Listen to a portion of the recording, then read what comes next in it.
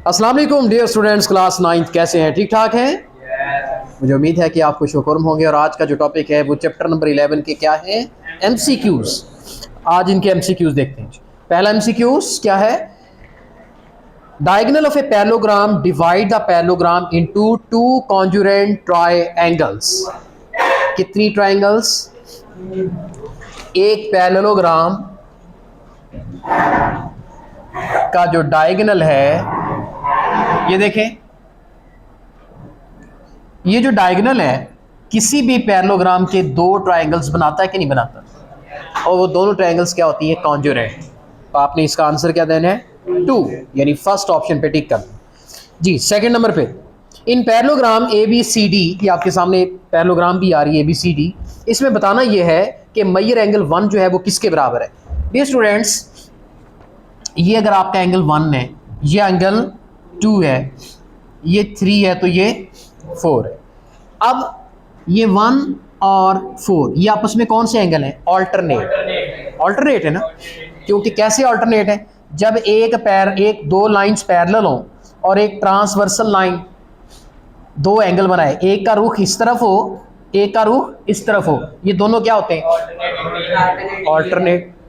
तो ये दोनों अल्टरनेट एंगल आपस में क्या है? कॉन्जुगेट, इक्वल होंगे। इसका मतलब ये एंगल 1, ये दो पैरेलल लाइंस हैं, ये देखिए जरा गौर करें, ये कौन सी दो, और ये ट्रांसवर्सल लाइन है, तो ये इन दोनों के अल्टरनेट एंगल है। तो इसका मतलब एंगल 1 एंगल 4 के बराबर होगा, और एंगल 2 फिर किसके बराबर होगा? एंगल 3 के बराबर।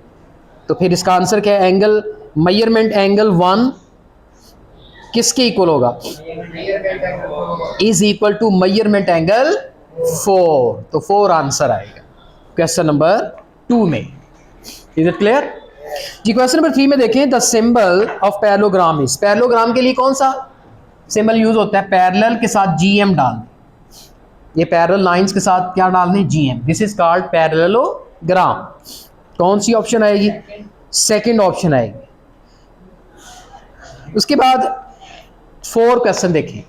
4th नंबर पे जो MCQs वो देखें, diagonal of a parallelogram cut each other in the ratio. देखें बेटे, ये पैरेललोग्राम है, ठीक है, ये इसके डायगोनल है, ये कहते हैं आपस में ये बाइसेक्ट होते हैं, इंटरसेक्ट होते हैं। किस रेशियो में? इधर भी 1, इधर भी 1, इधर भी 1, यानी बिल्कुल दरमियान। 2:1 नहीं, 2:1 में मीडियंस मिलते हैं, लेकिन जो डायगोनल होते हैं वो आपस में क्या करते हैं? बाइसेक्ट। ये हमने चैप्टर नंबर 9 में क्वेश्चन भी किया था, जिसमें हमने साबित किया था कि प्रूव करें कि दोनों डायगोनल आपस में एक दूसरे को बाइसेक्ट करते हैं। हमने क्या फाइंड किया था? हमने इस डायगोनल का मिड पॉइंट फाइंड किया था, फिर हमने इस डायगोनल का मिड पॉइंट फाइंड किया था, और दोनों के मिड पॉइंट क्या आए थे? सेम। तो इसका मतलब हमने मान लिया था कि ये मिड पॉइंट है इस डायगोनल का भी, ये मिड पॉइंट है इस डायगोनल का भी। तो जो मिड पॉइंट होता है वो किसी भी लाइन को किस रेशियो पे डिवाइड करता है? 1:1 रेशियो पे, ठीक है। तो यहां आंसर आएगा 1:1, यानी पहली ऑप्शन पे आपने टिक करना है। डियर स्टूडेंट्स, क्वेश्चन नंबर 5 देखें। 5 नंबर पे जो MCQs है, इसमें क्या कहता है? Diagonal of a parallelogram divides the parallelogram into two congruent triangles. ये तो वही क्वेश्चन आ गया दोबारा। अब मैं क्वेश्चन नंबर 7 पे आ रहा हूं। A parallelogram is divided in its diagonal into two कौन सा रह गया था जी? 6वां। In a parallelogram opposite angles are. भाई जब पैरेललोग्राम के ऑपोजिट एंगल क्या होते हैं? नहीं, एंगल। ये देखें ना, ये पैरेललोग्राम है, ये क्या है, और ये एक एंगल, ये एंगल क्या है? दोनों ऑपोजिट, तो कॉन्जुरेंट होते हैं। इसका ऑपोजिट ये वाला, आपस में ये दोनों क्या होंगे? कॉन्जुरेंट। तो कॉन्जुरेंट यानी अगर ये बेटे, अगर ये 60 का है तो ये भी 60 का होगा, फिर ये कितना होगा? 120 का, तो ये भी कितना होगा? 120। ये दोनों मिलके 80, ये भी 80, ये भी 80, ये भी 80, चारों मिलके कितने होते हैं? 360 जी। अगला क्वेश्चन बता दीजिए, कौन सा number? 7वां। A parallelogram is divided by its diagonal into two congruent triangles. या two triangles of equal area. भाई इक्वल एरिया होगा ना, जब एक डायगोनल अंदर से ड्रा करेंगे तो दो ट्रायंगल्स बन जाएंगी, और दोनों ट्रायंगल्स चूंकि कॉन्जुरेंट है तो उनका एरिया भी क्या होगा, इक्वल ही होगा। जी नेक्स्ट बताएं, 8 नंबर पे एमसीक्यू देखें। Diagonal of a parallelogram dash each other at a point, intersect करते हैं डायगोनल्स। डायगोनल्स हमेशा आपस में इंटरसेक्ट करते हैं और बाइसेक्ट भी करते हैं, क्योंकि बाइसेक्ट की यहाँ पर ऑप्शन नहीं है। अगर बाइसेक्ट होता तो ज़्यादा अच्छा था। तो इसने कहा अट्रैक्ट, रिपेल, इंटरसेक्ट करते हैं। 9वां, in a parallelogram opposite sides are parallel. Parallel भी और कॉन्जुरेंट भी, अकेली पैरेलल नहीं होती, पैरेलल भी होती हैं और कॉन्जुरेंट भी होती हैं, यानी उनकी लेंथ जो है वो भी बराबर होती है। तो यहां पर कौन सा ऑप्शन सही रहेगा, सी वाला, थर्ड ऑप्शन। क्वेश्चन 10 नंबर पे देखिए, one and only one sorry if one angle of a parallelogram is 130 find other. तो आप देखें एक पैरेललोग्राम बनाए, ठीक है, ये एक एंगल बना लें 130 का, चूंकि ये बड़ा एंगल 130 का, ये 130 का नहीं हो सकता, ये तो 90 से छोटा है।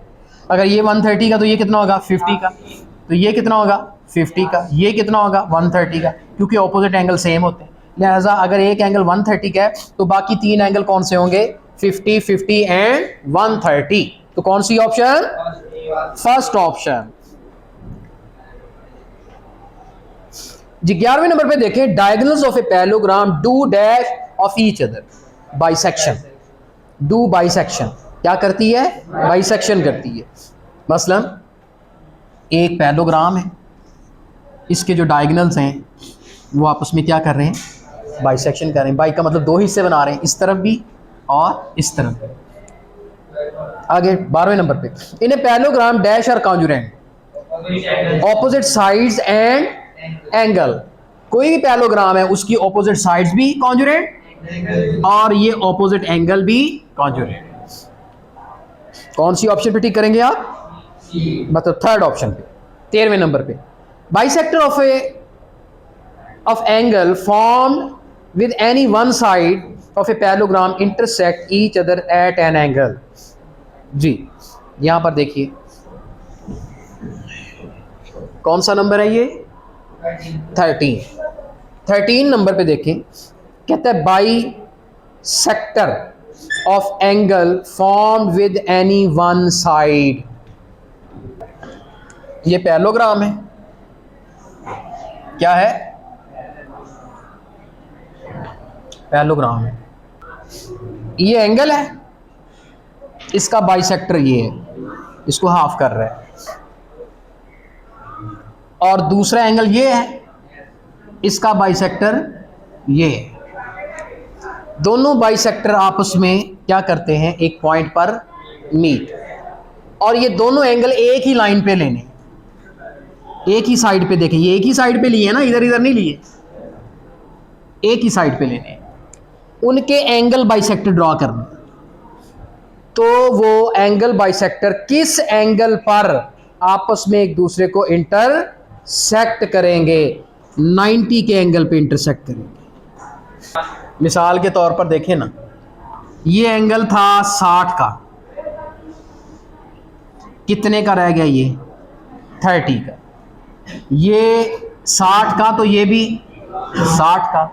अगर ये 60 का है, ये 120 का है, 120 का भी हो गया आधा, तो कितना रह गया, 120 का आधा कर लें 60 का। अब इस ट्राइंगल के हिस्से में कौन से एंगल आए, 60, 30 और 90, ये तीनों मिलके 180 पूरे नहीं हो गए। इसका मतलब यहां पर एंगल कौन सा एग्जिस्ट है, कौन सा पॉसिबल है, 90। दोबारा समझे जी।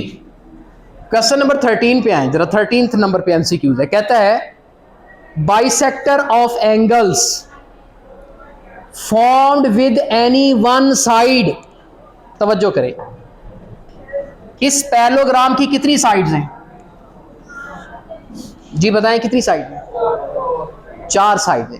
कहता है किसी एक साइड पे एंगल बना लें, या इस पे या इस पे या इस पे या इस पे, एक साइड पे। कौन सी साइड लेना चाहते हैं, चलें नीचे वाली। आपने इसके 2 एंगल ड्रा किए,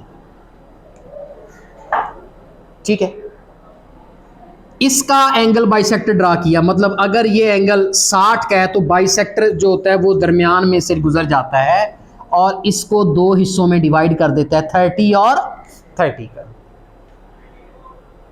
अच्छा, दूसरा बाइसेक्टर इस एंगल का ड्रा करना है, यानी जो इस एंगल के दरमियान हाफ जो इसको कर देता है ऐसे। अगर ये 120 का एंगल है तो 60 और 60 पे डिवाइड कर रहा है, तो कहता है दोनों जो बाइसेक्टर हैं किसके, एंगल्स के, और वो एंगल्स फॉर्म हुए हैं, बने हैं किसी एक साइड पर, और वो एक साइड किसकी है, पैरेललोग्राम की।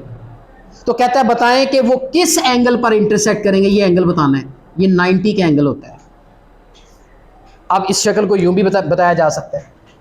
आप कहते हैं सर अगर आप ये दो साइड्स ले लें, बिल्कुल ले सकते हैं, आप ये दो एंगल ले लें, इसका एंगल बाइसेक्टर ये हो गया, इसका एंगल बाइसेक्टर ये हो गया, तो फिर ये एंगल भी कितना बनेगा, 90। किसी एक साइड के एंगल बनाने, उनके बाइसेक्टर बनाने। आप कहते हैं सर और कोई ऑप्शन और पॉसिबिलिटीज देख लें। अच्छा, अगर आप चाहते हैं कि सर यहां पर एंगल एंगल बनाए जाएं और इनका बाइसेक्टर ये और इसका बाइसेक्टर ये, तो यहां पर एंगल ये भी क्या होगा, 90। यानी एंगल यहां दो ले लें एक साइड पर, एंगल यहां दो ले लें एक साइड पर, या एंगल यहां दो ले लें इस साइड पर, लेकिन उनके जो बाइसेक्टर होंगे वो किस एंगल पर, 90 पर इंटरसेक्ट करेंगे। लो जी, इसको प्रूव करते हैं। अब मैं प्रूव करता हूं। सपोज ये मेरे पास एक पैरेललोग्राम है, मैं इसके ये दो एंगल ले लेता हूं। एंगल भी इस तरह के लेने कि जिनका सम कितना हो, ये सप्लीमेंट्री होते हैं। और किसी भी, ये याद रखें, पैरेललोग्राम की एक साइड पर दोनों एंगल का सम कितना होता है, 180 होता है। अच्छा चले फर्ज कर लें अगर ये 60 का एंगल है और ये कितना होगा फिर 120 का। इसको 120 नहीं कहना, ये क्योंकि ये छोटा है और ये वाइड है, ये 120 का हो सकता है, और मिलके दोनों क्या हैं, 180। तवज्जो करना। अब मैं इसका हाफ कर देता हूं। इसे क्या कहते हैं, एंगल बाइसेक्टर। इसने एंगल को बाइसेक्ट कर दिया, मतलब टोटल एंगल ये 60 का था, अब ये कितना रह गया है, 30 का। 30 का इस तरफ और 30 का इस तरफ। तवज्जो है। इसी तरह मैंने यहां पर भी 120 के दो हिस्से किए, इसको भी बाइसेक्ट किया है। इस हिस्से में 60 आया और इस हिस्से में भी 60 आया। अब ये एक ट्राइंगल बन रही है। तवज्जो करना, ट्राइंगल क्या नाम क्या है, ए बी सी, एक ट्राइंगल बन रही। अच्छा, इस ट्राइंगल के, ये देखिए मैं ट्राइंगल को बाहर निकाल लेता हूं राश से। ये ए है, ये बी है और ये सी। ये एंगल कितना है, 30। ये एंगल कितना है, 60। अब बताओ ये कितना होगा, 90 का होगा। चूंकि तीनों एंगल का सम 180 तभी पूरा होता है अगर सी पर एंगल 90 का हो, तो इसका मतलब ये एंगल क्या होगा, 90। तवज्जो है। आइए दूसरी तरफ, मैं एंगल बदल लेता हूं। अब ये कितना था, अब एंगल और बदल लो, और कोई वैल्यू ले लो। मैं इसको ले लेता हूं 50, और फिर ये कितना होगा, 130 का होगा, क्योंकि ये मिलके 180 बनेंगे। तवज्जो करना, जब ये कितना एंगल था, 130। अब ये डिवाइड हो गया आधा, इसको कितना मिला, 65। अब ये पूरा 50 था, ये आधा कितना है, 25। अब ये ट्राइंगल, इसका ये एंगल बताना है कितना होगा। अब ये 65 और 25 कितने होते हैं, 90। तो फिर ये कितना रह गया, 90। खुद ही साबित हो रहा है। अब तीसरी पैरेललोग्राम पे आ जाए।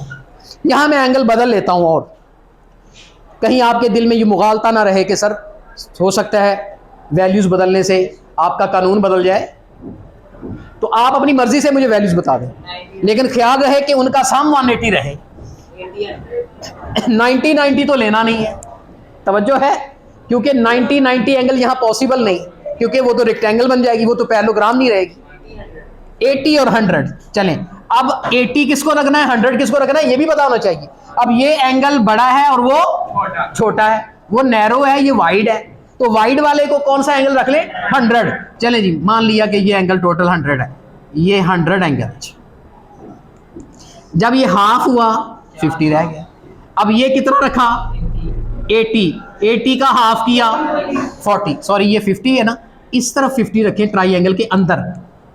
अच्छा, अब ये 50 है, ये 40 है, तो इसका मतलब फिर ये तो 90 का हुआ ही ना, क्योंकि तीनों का सम जो 180 होता है।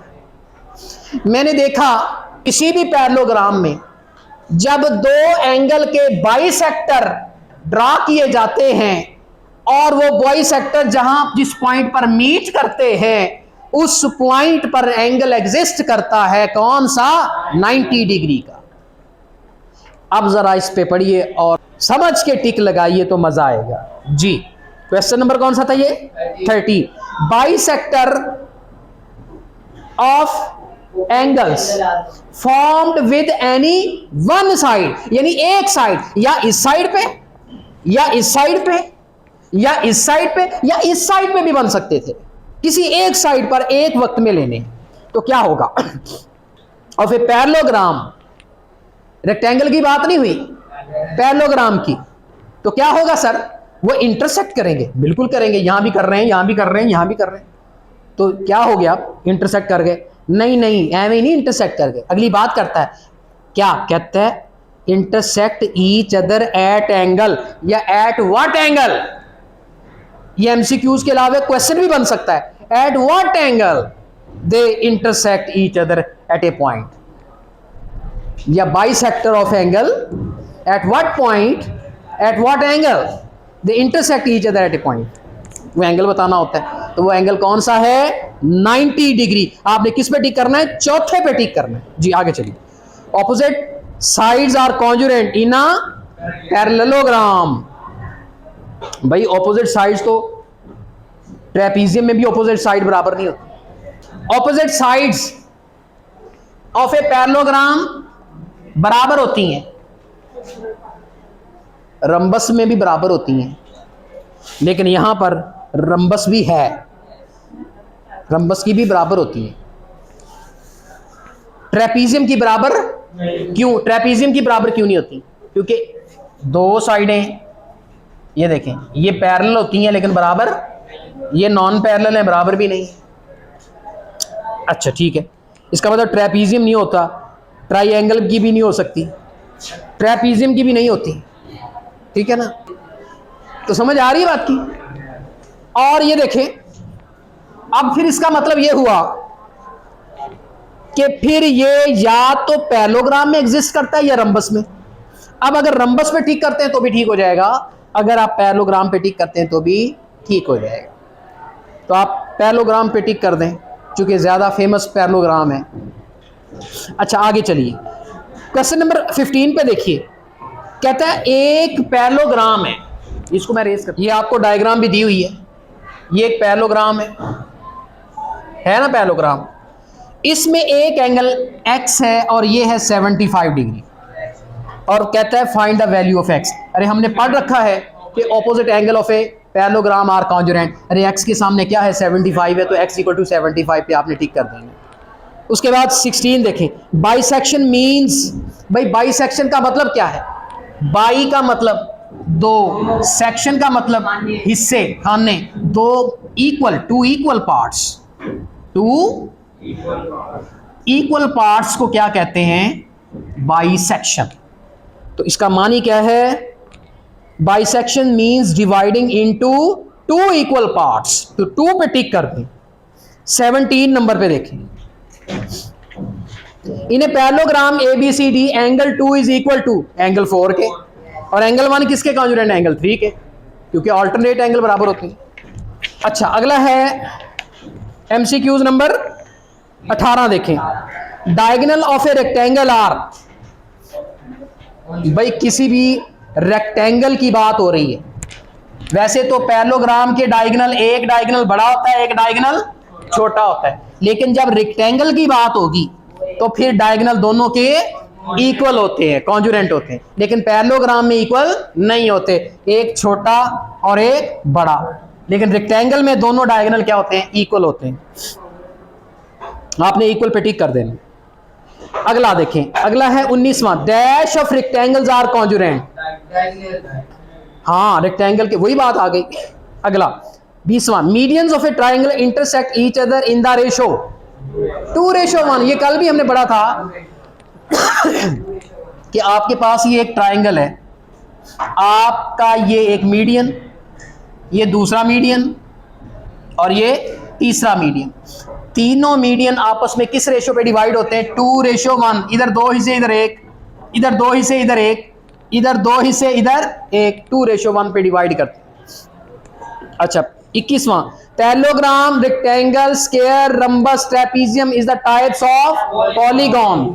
पॉलीगॉन पे टिक कर दें। 22वां, a line segment joining the midpoints of two sides of a triangle is parallel to third side and half of its length and equal to half, यानी हाफ इसमें से कौन है? पहला, वही क्वेश्चन आ गया, हाफ आएगा। 23वां, the line segment joining the midpoints of the sides of quadrilateral taken in order form। ये देखें बेटे, ये बहुत अहम क्वेश्चन है, इस पे, इसकी स्टेटमेंट पे गौर करें जरा। आप कोई भी क्वाड्रिलेटरल ले लें, इर्रेगुलर, एक रेगुलर क्वाड्रिलेटरल क्या होता है भाई? चार कोनों वाली शक्ल को क्वाड्रिलेटरल कहते हैं। ये इर्रेगुलर है, ना ये ट्रेपीजियम है, ना ये स्क्वायर है, ना ये रंबस है, ना ये पैरेललोग्राम है, ना ये रेक्टेंगल है। वो सब क्या, मैंने जितने भी नाम बोले, रंबस, रेक्टेंगल, स्क्वायर, पैरेललोग्राम, सब क्वाड्रिलेटरल है, सबके 4 कोने, 4 साइडें। लेकिन ये वो 4 साइड वाली शक्ल है कि ना ये रंबस है, ना स्क्वायर है, ना ये रेक्टेंगल है, ना ये पैरेललोग्राम है। लेकिन फिर इसको क्या कहेंगे सर? इसको सिर्फ आप क्वाड्रिलेटरल कह सकते हैं। क्या कह सकते हैं? क्वाड्रिलेटरल। और उर्दू में कहते हैं चौकोर, 4 कोर वाली। कोर कहते हैं कोना, 4 कोर वाली। चो का मतलब जैसे चौअरका, 4 अर्कों, 4 अर्क मिक्स हो तो क्या कहते हैं उसे? चौअरका।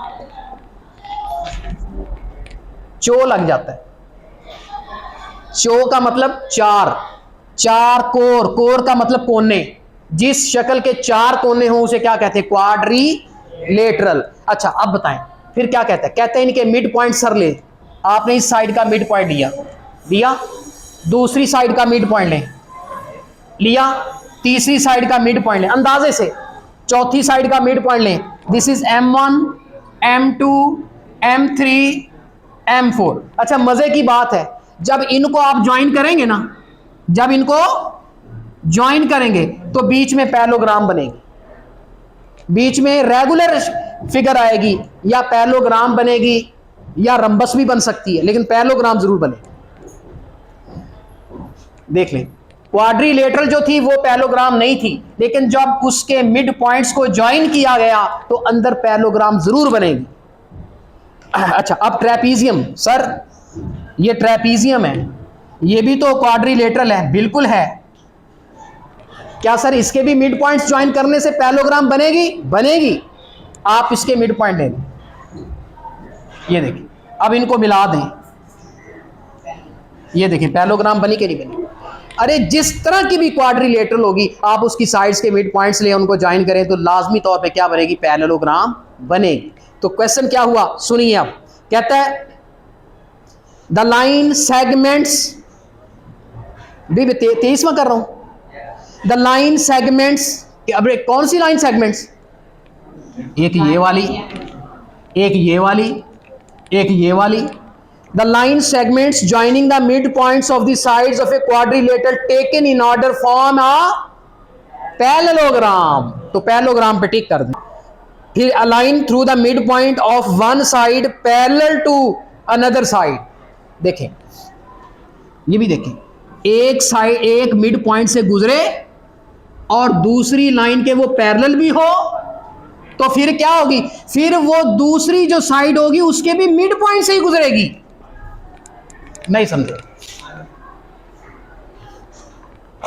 फिर मेरी बात, सर सिर्फ पॉइंट इतना आ गया, ध्यान करना। फिर ये ट्राइएंगल है बेटे, ध्यान करना। मैं इसमें से एक लाइन ड्रा करता हूं, ये भी है, ये भी गुजर रही है, ये भी गुजर रही है, तीनों लाइनें मिड पॉइंट से गुजर रही हैं। लेकिन कहता है हाँ, वो लाइन जो किसी के पैरेलल हो। अब इनमें से कौन सी लाइन इस ट्राइएंगल की एक साइड के पैरेलल है, बताएं? दो हैं, एक ये लाइन और एक ये लाइन, और ये एक ऐसी लाइन भी है जो किसी भी साइड के पैरेलल नहीं है। इसकी बात नहीं हो रही, उस लाइन की बात हो रही है जो मिड से गुजरे और ट्राइएंगल की किसी साइड के पैरेलल भी हो। अब बताएं, ये मिड पॉइंट से गुजर रही है और ये तीसरी साइड के पैरेलल भी है, तो लाजमी तौर पर ये इस साइड के मिड पॉइंट से गुजरेगी, क्योंकि हमने कानून पढ़ा है कि जो लाइन दो मिड पॉइंट से गुजरे वो तीसरी के पैरेलल भी होती है और हाफ भी होती है, पढ़ा है ना? अच्छा, अब ये ले लें, अब ये मिड पॉइंट से गुजर रही है और इस साइड के पैरेलल भी है, तो अगर इस मिड पॉइंट से गुजर रही है तो अगले भी वो मिड पॉइंट से ही गुजरेगी। Is it clear? अब ये देख लें, अब एक ये लाइन देखें, ये मिड पॉइंट से गुजर रही है लेकिन ये किसी के पैरेलल नहीं है, ना इस साइड के पैरेलल, ना इस साइड के पैरेलल, ना इस साइड के पैरेलल। लिहाजा अगर ये इस मिड पॉइंट से गुजर रही है तो बाद में दूसरे मिड पॉइंट से वो कतन गुजरेगी नहीं। अच्छा, ये दोनों मिड पॉइंट से क्यों गुजर रही है? क्योंकि ये तीसरी साइड के पैरेलल हैं। ये दोनों मिड पॉइंट से क्यों गुजर रही हैं? क्योंकि ये इस साइड के पैरेलल है। ये मिड पॉइंट से क्यों नहीं गुजर रही? क्योंकि ये किसी के साइड के पैरेलल नहीं है, वो कहीं भी जाके गुजर सकती है आगे जाके। Is it clear? अब ये वाली थ्योरी और ये वाली थ्योरी, अब इस पे गौर करें। मैंने आपको कल पढ़ाया था कि जब दो मिड पॉइंट को ज्वाइन करे कोई लाइन तो वो तीसरी के क्या होती है? हाफ भी होती है और पैरेलल भी होती है। वो यही बात है, अब यही बात वो कर रहे हैं कि मिड से वो लाइन गुजरे और वो पैरेलल हो तो वो दूसरे भी मिड से गुजरेगी। नहीं समझे? अब यहां पर देखिए, अब इधर से मिड से गुजरे और वो इस तीसरी साइड के पैरेलल भी हो तो लाजमी तौर पर वो दूसरे मिड से भी गुजरेगी। Is it clear? अब आए स्टेटमेंट की तरफ। क्या कहता है? A line through the mid point of one side, ये देखिए, through the mid point of one side and parallel to another side of a triangle dash the third side, वो फिर तीसरी साइड के क्या होगी? मिड से ही गुजरेगी। तो क्या आएगा यहां पे? बाइसेक्ट करेगी। मिड पॉइंट का मतलब बाइसेक्ट करेगी। डियर स्टूडेंट्स, मैं ये 24 नंबर का जो एमसीक्यूज है इसको जरा प्रैक्टिकली यूं समझाना चाहूंगा और उम्मीद के साथ कि तवज्जो आप जरूर रखेंगे। ये मैंने एक ट्राइएंगल बनाई और इसके तीन मिड पॉइंट लिए, एक M1, M2 इस साइड का मिड पॉइंट लिया, M3 इस साइड का मिड पॉइंट लिया। अब स्टेटमेंट क्या कहती है? A line passing through the, ये मेरी लाइन है, ये मैंने लाइन पकड़ी हुई है, पकड़ो बेटे। A line passing through the, अरे मिड पॉइंट, अरे यही स्टेटमेंट है। अब देखिए मिड पॉइंट तो मेरे पास तीन है बेटे, मैं किससे गुजारूं? चले ये भी आप बताएं।